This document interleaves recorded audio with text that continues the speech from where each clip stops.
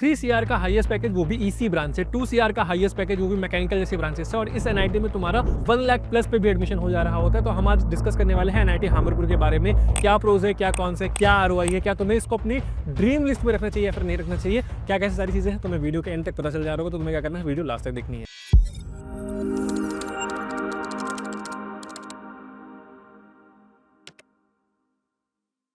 NIT Hamirpur की बात कर रहे होंगे यार, तो एनआईटी हामिरपुर तुम्हारा हिमाचल प्रदेश में सिचुएटेड है। यूनो से तुम्हें हामिरपुर की बस पकड़नी होती है, इसके बाद तुम जो है हामिरपुर पहुंच जा रहे होते। अब एक जो कौन से जो मैं सबसे पहले तुम्हें इस वीडियो में बता देता हूँ वो ये है कि यहाँ पे तुम्हारी डायरेक्ट कनेक्टिविटी नहीं है, कि बहुत सारे स्टेट्स तुम्हारे यहाँ पे डायरेक्ट कनेक्टिविटी नहीं दिख रही होगी। अब तुम बिहार से आ रहे हो, तुम झारखंड से आ रहे हो, तो तुम्हें पहले दिल्ली, फिर दिल्ली से ऊना, हामिरपुर, ये वाला थोड़ा सा रूट देखना पड़ेगा। तो तुम्हें मतलब टाइम चाहिए, अगर तुम्हें घर जाना है, कुछ भी करना है, तो तुम्हारे थोड़ा सा टाइम चाहिए होगा। ठीक है, अब एक चीज़ यहाँ पे है कि तुमने इस कॉलेज के बारे में थोड़ा सा सुन रखा होगा। अभी अगर तुम 12th की प्रिपरेशन कर रहे हो तो तुमने न्यूज़ में थोड़ा सा सुना होगा कि अभी इस कॉलेज से 3 CR का हाईएस्ट पैकेज गया है, वो भी इसी ब्रांच के स्टूडेंट है उसका, जो सोर्स क्लेम कर रहे हैं। इसके अलावा 1.18 CR का भी पैकेज लगे हैं। लास्ट ईयर यहाँ पे मैकेनिकल का 2.05 CR के अराउंड यहाँ पे हाईएस्ट पैकेज गया हुआ था। अब क्या इन पैकेज की क्या रियलिटी है, क्या कट ऑफ जा रहा होता है, क्या ये कॉलेज सच में उतना वर्थ इट है जितना इसकी हाइप क्रिएट हुई है, सारी चीज़ें हम डिस्कस कर लेंगे धीरे धीरे। पहले इसकी एनआईआरएफ रैंकिंग की बात करते हैं।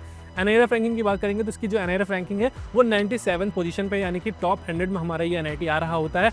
अब एक तो सवाल आता है कि भैया एनआईआरएफ में इसकी रैंकिंग इतनी लो क्यों है, बहुत सारे प्राइवेट कॉलेज से ऊपर हैं, तो क्या मुझे उनको प्रेफरेंस देनी चाहिए? तो मैं एक बहुत क्लियर चीज़ बताता हूँ तुम्हें कि मैं कभी भी एनआईआरएफ पे भरोसा उतना नहीं करता। पहले हम करते थे एनआईआरएफ पे भरोसा, एनआईआरएफ पे ट्रस्ट करते थे, बट अब एनआईआरएफ बहुत सारे फैक्टर्स पे होता है, बहुत सारी चीज़ें इंटरनली इन्वॉल्व होती हैं। तो ठीक है, हम मतलब एक ओवरऑल हम ये समझ लेते हैं कि ठीक है, टॉप 100 में हमारा ये कॉलेज आने वाला है। एडमिशन प्रोसेस की बात करेंगे तो एडमिशन हमें यहाँ पे जेईई मेन के थ्रू मिल रहा होता है, फिर हमारी जोसा की काउंसलिंग होती है, सीसैप की काउंसलिंग होती है, उसके थ्रू हमें यहाँ पे एडमिशन मिल जा रहा होता है, यानी कि हम जेईई मेंस का एग्जाम दे रहे होंगे। अब इसके बाद जब हमारी जोसा की काउंसलिंग होंगी तो जोसा काउंसलिंग में हम पार्टिसिपेट करेंगे, फिर चॉइस फिलिंग वगैरह करेंगे, वो सारी चीज़ें करेंगे। इसके बाद हमें यहाँ पे एडमिशन मिल जा रहा होगा और हमारी उतनी रैंक आई है जितनी इस कॉलेज का कट ऑफ जा रहा होता है। अब जो ट्रेंड चलता हुआ आ रहा है, जो भी तुम्हारा ट्रेंड चल रहा है कि ठीक है यहाँ पे पैकेजेस लगातार इंक्रीज कर रहे हैं, हाईएस्ट पैकेज बहुत ज़्यादा मिल रहे हैं, एवरेज पैकेज भी थोड़ा सा इंप्रूव हुआ है। यहाँ पे लास्ट ईयर तुम्हारा अराउंड 10 लाख के अराउंड तुम्हारा एवरेज पैकेज यहाँ पे था, उसके पहले यहाँ पे 7-8 के अराउंड एवरेज पैकेज था। तो एवरेज पैकेज भी तुम्हारा यहाँ पे इंप्रूव कर रहा है। तो उसकी वजह से क्या होगा, जो भी मैं तुम्हें कट ऑफ बताऊंगा उससे थोड़ा सा तुम्हें लाइक कम रैंक लानी पड़ेगी, तभी तुम्हारे यहाँ पे एडमिशन हो पा रहा होगा। कि देखो मैं जो तुम्हें कट ऑफ बता रहा हूँ वो लास्ट ईयर के एनालिसिस के बेसिस पे, कि ठीक है लास्ट कुछ ईयर में ये कट ऑफ रहा है, इसके बेसिस पे ये ट्रेंड जा सकता है। ठीक है, बट तुम्हें थोड़ा सा उसके अंडर ही रहना पड़ेगा, तभी तुम्हारे यहाँ पे एडमिशन हो पा रहा होगा। फीस की बात करेंगे तो जो तुम्हारी ट्यूशन फीस है वो 6.5 से लेकर 7 लाख के बीच में रेंज कर रही होती है टोटल 4 ईयर्स के लिए।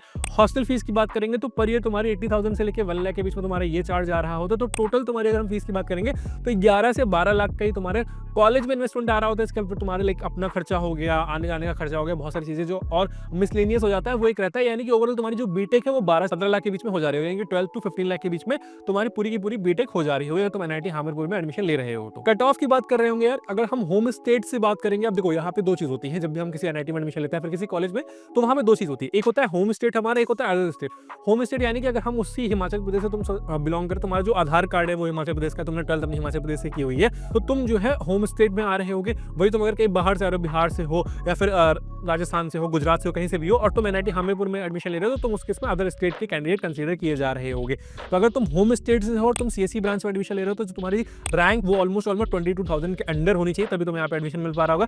वही अगर अदर स्टेट से हो तो तुम्हारी जो रैंक है वो 12,000 के अंडर होनी चाहिए। अब तुम्हें ये जो 10,000 रैंक का डिफरेंस आ रहा है, ये सिर्फ होम स्टेट और अदर स्टेट की वजह से ही आ रहा है। ठीक है, इसके अलावा ओबीसी कैटेगरी का अलग कट ऑफ जा रहा होगा, एससी कैटेगरी का अलग कट ऑफ जा रहा होगा, एसटी कैटेगरी का अलग कट ऑफ जा रहा होगा। ठीक है, अभी हम ये जो कट ऑफ की बात कर रहे हैं हम जनरल कैटेगरी वाले बच्चों के लिए बात कर रहे हैं। मटेरियल साइंस एंड इंजीनियरिंग की बात करेंगे तो अगर तुम जो है होम स्टेट से बिलोंग करो तो तुम्हारी रैंक अगर 1,17,000 तक आ रही है तो भी तुम्हें एडमिशन मिल जा रहा है। और ये तुम्हें जोसा का कट ऑफ बता रहा हूँ, मैं तुम्हें सीसैप राउंड का कट ऑफ भी नहीं बता रहा हूँ। सीसैप राउंड में इससे ज्यादा रैंक पे भी तुम्हें यहाँ पे एडमिशन हो जाता है। तो बस तुम्हें पता होना चाहिए कि काउंसलिंग करते किस तरीके से, चॉइस फिलिंग करते किस तरीके से, जिससे तुम्हें इतनी रैंक पे भी कॉलेज में एडमिशन मिल जा रहे होते।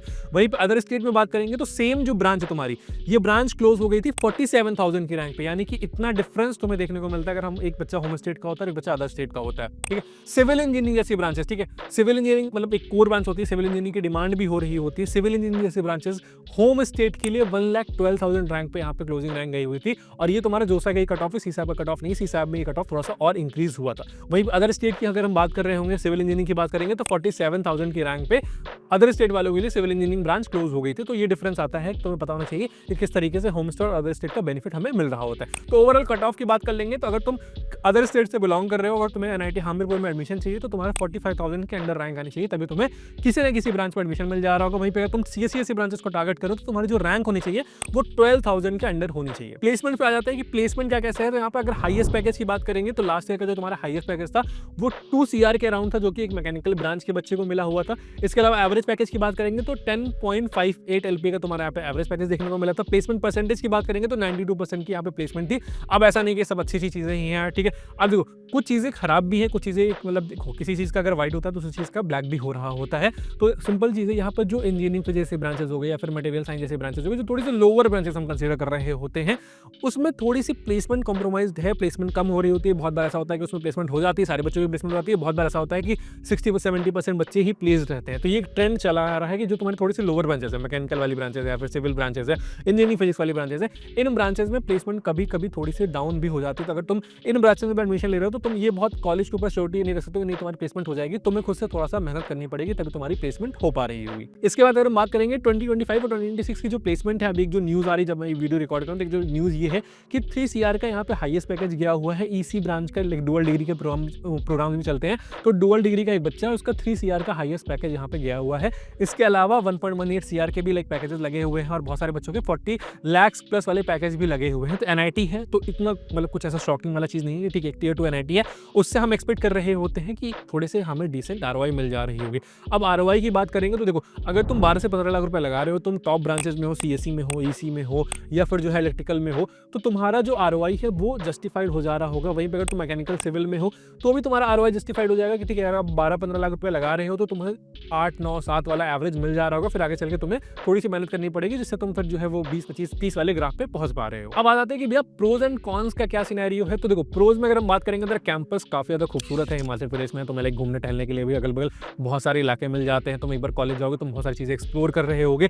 कैंपस काफी बड़ा है यार, एक दिन में तुम कवर भी नहीं कर पाए। मैं लाइक पर्सनली NIT हमीरपुर के कैंपस में होकर आया हूँ। कैंपस काफी ज्यादा बड़ा है, ठीक है। तो तुम लाइक एक होता है कभी कभी खो भी जाता है इंसान उस कैंपस में, तो वो वाली चीज़ है, ठीक। कैंपस काफी ज्यादा इंफ्रास्ट्रक्चर वाइज भी काफी डिसेंट कॉलेज है। फैकल्टी वाइज भी लाइक सपोर्ट करती है। फैकल्टी जो बच्चों का कहना है कि लाइक फैकल्टीज वगैरह भी काफी सपोर्टिव है, फैसिलिटीज तुम्हें सारी मिल जा रही होती हैं। अब जहाँ पे कौन सा आ जाता है, कौन क्या आ जाता है कि अब देखो हिमाचल प्रदेश में सिचुएटेड है, तुम्हारी कनेक्टिविटी टूट जाती है, ठीक है। कि तुम्हारा अगर बिहार का कोई बच्चा है, झारखंड का कोई बच्चा है या फिर केरला का कोई बच्चा आ रहा है, राजस्थान का कोई बच्चा है, गुजरात का कोई बच्चा है, अब इससे अगर हमीरपुर पहुंचना है तो उसमें एक बहुत ज़्यादा स्ट्रगल रहता है। तो तुम्हें वो चीज़ें थोड़ी सी देखनी पड़ती है। दूसरी सबसे इंपॉर्टेंट चीज़ क्या हो जाती है कि लाइक यहाँ पे अब एक ऐसी लोकेशन पे है कि अगर तुम बाहर निकलोगे तो बाहर कुछ भी नहीं, ठीक है। अब तुम NIT हमीरपुर के बाहर जाओगे, तुम वो दिल्ली, मुंबई और हैदराबाद वाली लाइफ इमेजिन कर रहे हो कि नहीं तुम्हें यहाँ पर मॉल्स भी मिलेंगे, पार्टी भी कर रहे हो, तुम्हें एक्सप्लोर करने को मिल रहा है, तो वो सारी चीज़ें तुम्हें यहाँ पे नहीं मिल रही होंगी। मतलब 7-8 बजे के बाद तो आप कैंपस के बाहर भी नहीं निकल पाओगे, ये वाला हाल हो जाता है वहाँ पे थोड़ा सा। तो वो एक तुम्हारी कनेक्टिविटी थोड़ी सी टूट जाती है। तो तुम एक मेट्रो सिटी वाली लाइफ एक्सपेक्ट करते हो वो तुम्हें यहाँ पे नहीं मिल पा रही होती है। एक जो और कौन सा जाता है वो ये आता है कि गूगल, माइक्रोसॉफ्ट, ये वाली जो कंपनीज होती है ना, ये नहीं आती हैं हायरिंग के लिए, ठीक है। अब तुम ऑफ कैंपस अप्लाई करो, ऑफ कैंपस क्रैक करो, वो एक बेटर चीज़ होती है। बट मतलब ये वाली कंपनीज नहीं आ रही, तुम्हारी कैपजेमिनी आ जाएगी, तुम्हारी L&T आ जाएगी, JP Morgan आ जाएगी, ठीक है, ओरेकल आ जाएगी, ये वाली कंपनीज आ जाती हैं। बट गूगल, माइक्रोसॉफ्ट अगर तुम ये वाला मैंग वाली थोड़ी सी एक्सपेक्ट कर रहे हो तो वो कंपनीज यहाँ पे ऑन कैंपस हायरिंग के लिए नहीं आती। ऑफ कैंपस तुम उसमें अप्लाई करके तुम उसमें क्रैक कर सकते हो, मतलब ये वाली चीज़ रहती है। एक जो यहाँ पे सबसे बड़ा कॉन्स है वो ये है कि यहाँ पे उड़ता पंजाब वाला कर्जल काफ़ी ज़्यादा है, ठीक है। यहाँ पे लाइक हर दिन न्यूज़ में कुछ ना कुछ वो वाली एक्टिविटी आती रहती है। तो तुम्हें अगर कॉलेज में जा रहे हो, ठीक है, तो तुम्हें ऐसा नहीं यार कि वो चीज़ मिलेगी नहीं, वो चीज़ मिलेगी, तुम्हें दिखेगी, तुम्हें अगल बगल से पता चलेगी,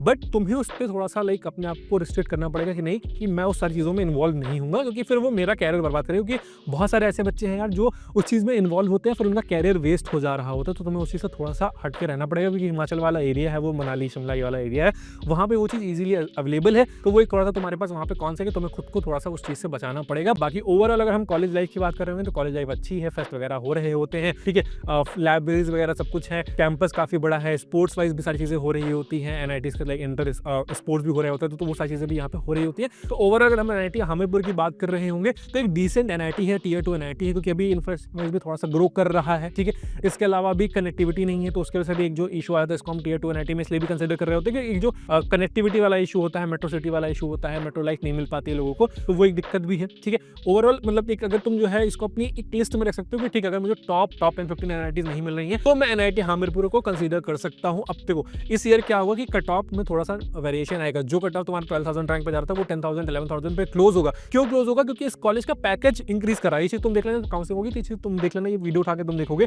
तो मैं समझ में आएगा कि नमन भैया ने बोला था कि 11,000 10,000 के अराउंड इसकी क्लोजिंग रैंक जा रही होगी। हम CSE ब्रांचेस की बात कर रहे हैं, बाकी जो इंजीनियरिंग फिजिक्स वगैरह की ब्रांचेस है ये तो तुम्हारा लाइक जो 1 लाख 12,000 जा रही होती है, ये यही सेम उस पर रहेंगी, क्योंकि मोस्टली डिमांड क्या होती है सीएससी ईसी वाली ब्रांचेस की जाती है। बट मैं सजेस्ट करता हूँ कि ठीक है सीएससी ईसी वाली रेस में ही तुम मत भागो, तुम्हारे पास और भी ऑप्शन जो ब्रांचेस के हैं उनको भी तुम प्रेफर कर सकते हो। तुम्हारा एम होना चाहिए कि तुम एक अच्छे कॉलेज में जा रहे हो, कॉलेज की ब्रांड वैल्यू अच्छी हो, कॉलेज का टैग अच्छा हो जा रहा हो, तो तुम्हें एक ये थोड़ा सा चीज़ देखनी चाहिए। बाकी ओवरऑल एक डिसेंट कॉलेज है, तुम्हें डिसेंट एटमॉस्फेयर मिल जा रहा होगा, डिसेंट ग्रोथ मिल जा रही होगी।